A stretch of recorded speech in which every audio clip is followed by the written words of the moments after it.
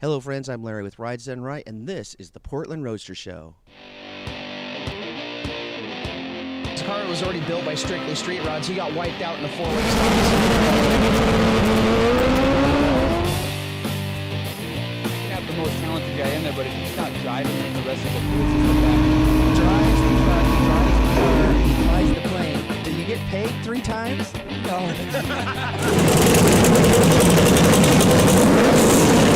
This show, top 5 in America.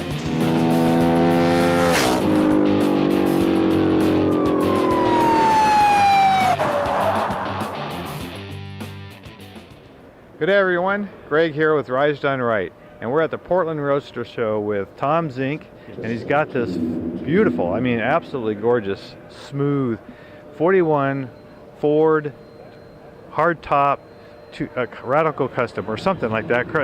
Is that 41? It's a 41 Ford Radical Custom.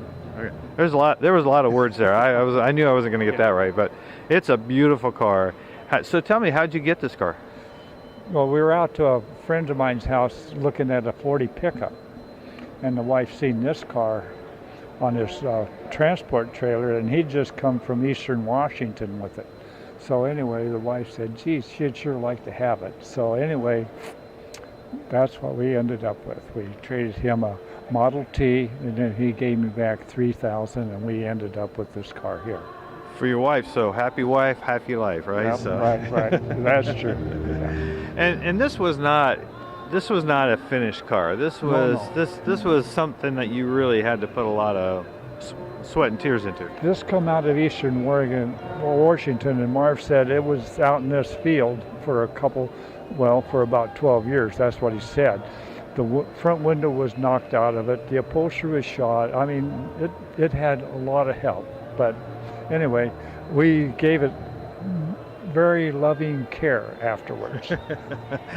I would say you made it reborn. I mean, it's completely changed. And so tell us what process you went through to make this as beautiful as it is. Well, first off, we sent to Texas, got in touch with Chris Ito out of Texas, and he designed the car. He sent 4 renderings first, and we looked at them. The wife didn't like any of the 4, so then we sent them back, said, hey, you got to do better than that. So this is actually the 8 pictures later. This is what we've got.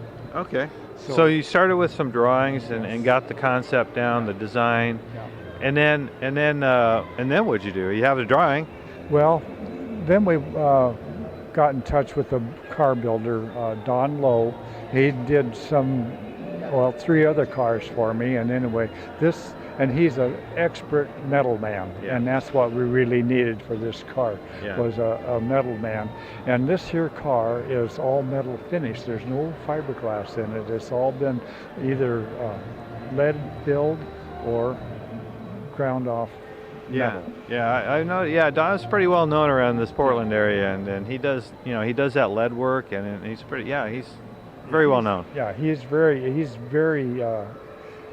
in the industry. If you want something chopped, take it over to Don. Yeah. So anyway, this was chopped and channeled. Got 51 Victoria sides in it, in the roof line, and you can see how it's been molded together, and the windows go up and down, and it's like a 51 Victoria would be, other than it's a transplant on a 41. Yeah. Yeah. There's a lot of work on that, Yeah. and interesting design. And so, how did you come out? Was your wife kind of wanted a custom like this, or was that how did you come up with this particular design? Well, the design actually come from Chris Ito, and Right. it was the wife's idea. This is what she wanted. Okay, so she And wanted the custom. Yeah, All right. we already had 3 custom cars anyway, and we were showing them around the country anyway. So anyway, that's how it ended up getting this way. Okay, so let's go around the car a little bit and talk about the different components. What's the motor?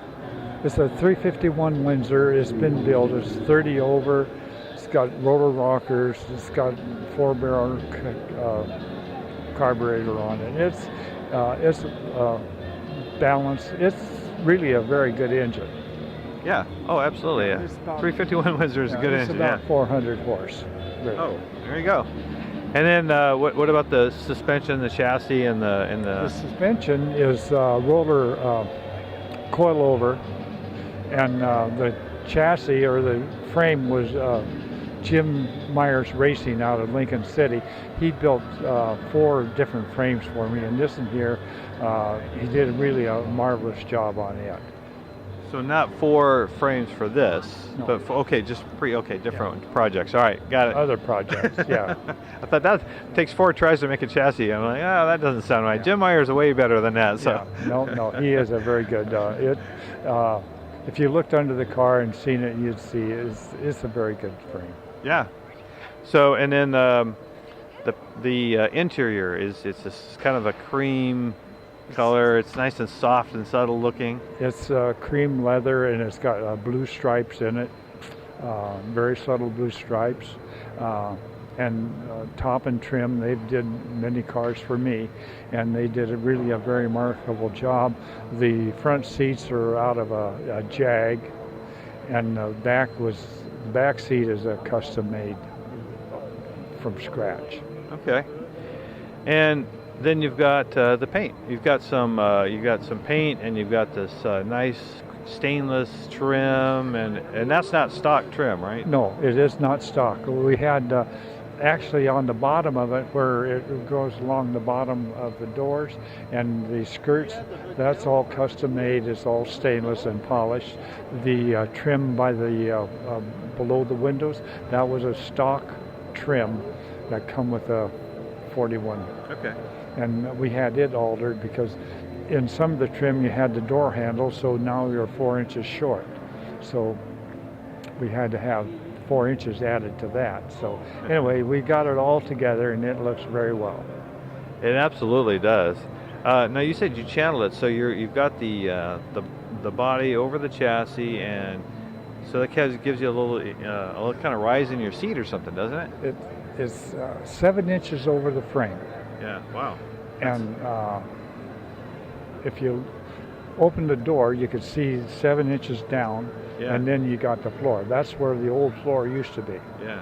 So yeah, it is 7 inches over the frame. And then the top is chopped. It's chopped about 5 inches. We lost an inch out of the front window. The front window is cut just in front of the firewall and then laid back, and the rear window or section was cut just in front of the trunk, and it was laid forward to marry up with the roof. Wow. Wow, that's a lot of work, and it looks perfect. It's just amazing how much what goes into making a nice smooth chop like that. So paint. Who painted it? Marsh Burns painted it, and the paint is actually a Dodge dark blue. And then when he got it, and I looked at it, no, we're not going to go there. So then he says, well, we'll put some black to it. Well, we got too much black in it. So anyway, then we went to the paint store, Precision Painting, and we added white. We added more glitter to it, and we put a little bit of green in it. And this is the color we ended up with. Okay. So glitter, you mean like the pearl? Pearl. Okay, yeah.